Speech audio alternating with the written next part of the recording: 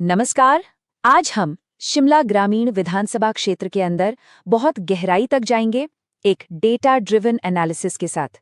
मतलब हम सिर्फ चुनावी नतीजों पर नहीं रुकेंगे, बल्कि उससे आगे बढ़कर आने वाले वक्त के लिए गवर्नेंस की स्ट्रैटेजी का एक पूरा खाका तैयार करेंगे। ये सिर्फ आंकड़ों का खेल नहीं है, ये जमीनी हकीकत और लोगों की उम्मीदों को समझने की एक संजीदा कोशिश है।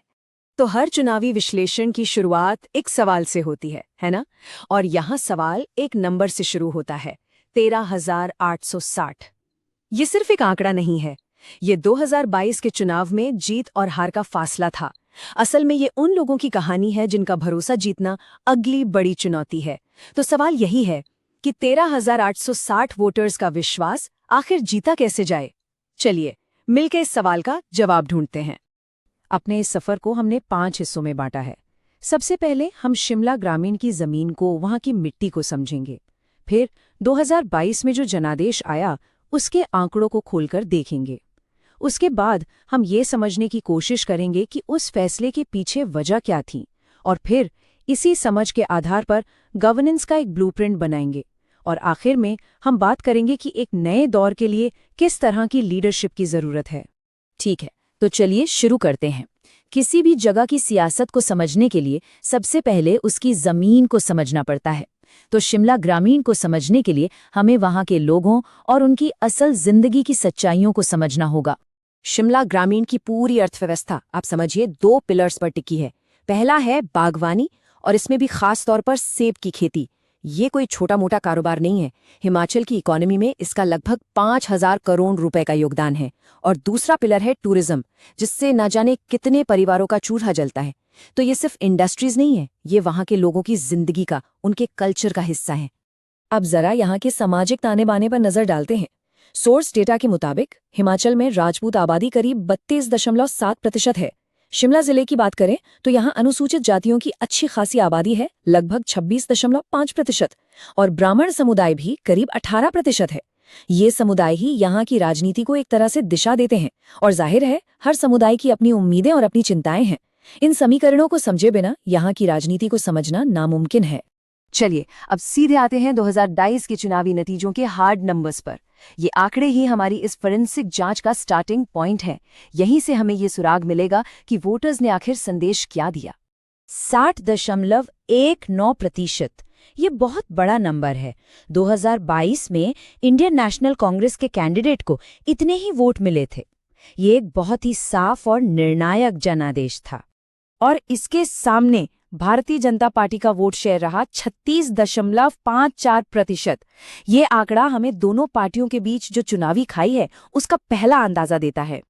23.65, ये है दोनों के बीच का फर्क परसेंटेज पॉइंट्स में। राजनीति में ये सिर्फ एक नंबर नहीं होता, ये एक पहाड़ जैसा अंतर है जिसे पार करना होता है। और यही वो असल चुनौती है जिसका हम विश्लेषण कर रहे हैं। ये स्लाइड हमारे सामने पूरी तस्वीर साफ कर देती है। कुल वोटर्स थे 78,294। इनमें से लगभग 7.5% लोगों ने वोट डाला, जो कि एक बहुत ही हेल्दी टर्नआउट है। कांग्रेस को 60% से ज्यादा वोट मिले, जबकि बीजेपी 36.5% पर सिमट गई। और वोटों में जो फर्क था वो था 13,860 का। ये आंकड़े साफ बताते हैं कि जीत कितनी जबरदस्त थी और अब चुनौती कितनी बड़ी है। तो सवाल ये उठता है कि 2022 के इस जनादेश के पीछे की कहानी क्या है।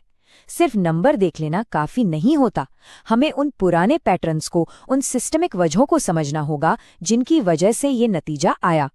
चलिए इस फैसले की चीरफाड़ करते हैं।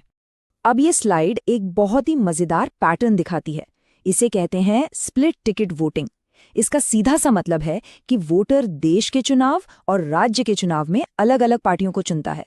आप देखिए, लोकसभा चुनावों में बीजेपी का वोट शेयर लगातार बढ़ा है। 2019 में तो ये 66% से भी ज्यादा हो गया। लेकिन जैसे ही विधानसभा चुनाव आते हैं, तस्वीर एकदम बदल जाती है। 2022 में वोट शेयर गिरकर 36.5% पर आ गया। तो ये गिरावट आखिर 2022 में हुई क्यों? देखिए, इसके पीछे कई वजहें एक साथ काम कर रही थीं। गांव में कृषि संकट बढ़ रहा था, खास तौर पर सेब के किसान बहुत परेशान थे। नौजवानों में बेरोजगारी एक बड़ा मुद्दा था। दूसरी तरफ कांग्रेस के पास एक मजबूत पारिवारिक विरासत का फायदा था, जबकि बीजेपी के पास उस कद का कोई लोकल चेहरा मौजूद नहीं था। इन सब ने मिलकर 2022 के नतीजे की कहानी लिखी। तो वोटर्स की असल शिकायतें थीं क्या? ये हीट मैप देखिए, ये हमें सारी कहानी बता देता है। सबसे बड़ी चिंता सबसे ज्यादा इंफ्रास्ट्रक्चर को लेकर, मतलब सड़क, पानी, बिजली। दूसरी बड़ी चिंता थी नौजवानों और नौकरियों की, और फिर शासन और सरकारी सेवाओं से जुड़ी परेशानियां। देखिए, लोकतंत्र में कम्युनिकेशन हमेशा एक टू वे स्ट्रीट होता है। लोगों की बात को इज्जत से सुनना और फिर जिम्मेदारी से उस पर काम करना, यही तो हमारे संवैधानिक मूल्य हैं। ये सिर्फ शिकायतें नहीं थीं, यही वो मुद्दे थे जो 2022 के चुनाव में हार की असल वजह बने। और इस बात को ये कोट कितने शानदार तरीके से बताता है। जब हम कहते हैं कि 39% गांव में सड़क नहीं है, तो ये सिर्फ एक आंकड़ा नहीं है। जैसा कि यहाँ कहा गया है, एक सड़क सिर्फ डामर नहीं है, यह स्वास्थ्य सेवा, शिक्षा और एक बेहतर जीवन तक पहुंचने का वादा है। ये लोगों की रोज की जिंदगी और उनकी उम्मीदों से जुड़ा एक बहुत ही गहरा, एक बहुत ही इमोशनल मुद्दा है। तो अब तक हमने प्रॉब्लम को डायग्नोस कर लिया है, चुनावी हार की वजहों को समझ लिया है। अब वक्त है समाधान की तरफ बढ़ने का। हमने जो भी डेटा पॉइंट देखा है वो हमें आगे का रास्ता दिखाता है। अब हम इस पूरे विश्लेषण को एक्शन में बदलेंगे और गवर्नेंस के लिए एक स्ट्रेटेजिक रोड मैप तैयार करेंगे। इस स्ट्रैटेजी को हमने नाम दिया है चतुर्मुख सिद्धांत। इसके 4 मजबूत स्तंभ हैं। पहला, इलेक्टोरल स्ट्रैटेजी। दूसरा, ऑर्गेनाइजेशनल स्ट्रेंथ यानी संगठन की ताकत। तीसरा, नैरेटिव पिवट यानी अपनी कहानी को बदलना। और चौथा, रिसोर्स ऑप्टिमाइजेशन यानी संसाधनों का सबसे बेहतर इस्तेमाल। इन चारों पर जब एक साथ काम होगा तभी इस चुनौती को पार किया जा सकता है। पहले स्तंभ यानी इलेक्टोरल स्ट्रैटेजी में हमें बिल्कुल ग्रास रूट लेवल पर, बूथ लेवल पर काम करना होगा। उन गांवों पर फोकस करना होगा जहां खेती का संकट सबसे ज्यादा है। उन्हें सेब सब्सिडी और एमएसपी का एक ठोस वादा देना होगा। शहरी इलाकों में एक एक दरवाजे पर जाकर छोटे छोटे ग्रुप्स में बात करनी होगी, और जहां इम्पैक्ट सबसे ज्यादा हो सकता है वहां बड़े और असरदार रोड शो करने होंगे। दूसरा स्तंभ है संगठन की ताकत। इसके बिना दुनिया की कोई भी स्ट्रैटेजी कामयाब नहीं हो सकती। यहां 2 लेवल पर काम करना होगा। एक, जमीनी कार्यकर्ताओं की फौज को मजबूत करना, बूथ कमिटियों से लेकर यूथ कैडर तक। और दूसरा, लोगों से डायरेक्ट कनेक्शन बनाना, चाहे वो रोजाना फीडबैक के जरिए हो या फिर सेंट्रल गवर्नमेंट की स्कीम्स के बेनिफिशियरीज को एक साथ लाने का काम हो। तीसरा और शायद सबसे अहम स्तंभ, नैरेटिव यानी अपनी कहानी को बदलना। डबल इंजन जैसे बड़े नारों से हटकर लोगों से सीधे जुड़े मुद्दों पर बात करनी होगी, जैसे कि सड़क, इंटरनेट, टूरिज्म।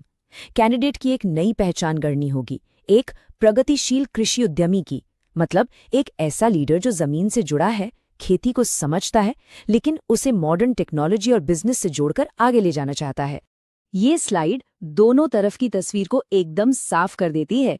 एक तरफ बीजेपी के रवि कुमार मेहता, जिन्हें एक पढ़े लिखे, जमीन से उठे, सेल्फ मेड लीडर के तौर पर पेश किया जा सकता है, और दूसरी तरफ कांग्रेस के विक्रमादित्य सिंह, जिनकी सबसे बड़ी ताकत उनकी पारिवारिक और सियासी विरासत है। वोटर्स के सामने एक साफ चॉइस रखनी होगी। वो किसे चुनना चाहते हैं, डेवलपमेंट और एडमिनिस्ट्रेशन को या फिर फैमिली ब्रांड और पुरानी निरंतरता को? तो अब हम अपने इस विश्लेषण के आखिरी पड़ाव पर हैं। अंत में सारी बात घूम फिरकर लीडरशिप के सवाल पर ही आ जाती है। और लीडरशिप का मतलब और कुछ नहीं बल्कि जनता का विश्वास जीतना और उन्हें अच्छा शासन देना है। और हाँ, इस पूरी स्ट्रैटेजी को अमल में लाते वक्त एक बात का ध्यान रखना बहुत जरूरी है।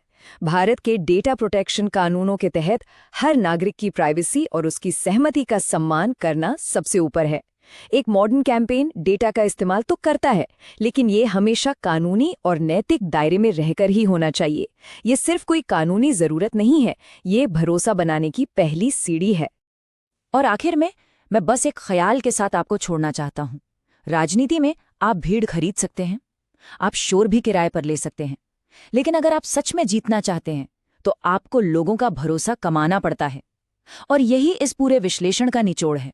राजनीति में असली जीत आंकड़ों से नहीं, भरोसे से मिलती है। अगर आप एक जन केंद्रित नेता बनना चाहते हैं और अपने निर्वाचन क्षेत्र का उत्थान करना चाहते हैं तो blueprintstrategies.ai से mgr@blueprintstrategies.ai पर संपर्क करें या 08042041602 पर कॉल करें। राजनीति से परे उद्देश्य।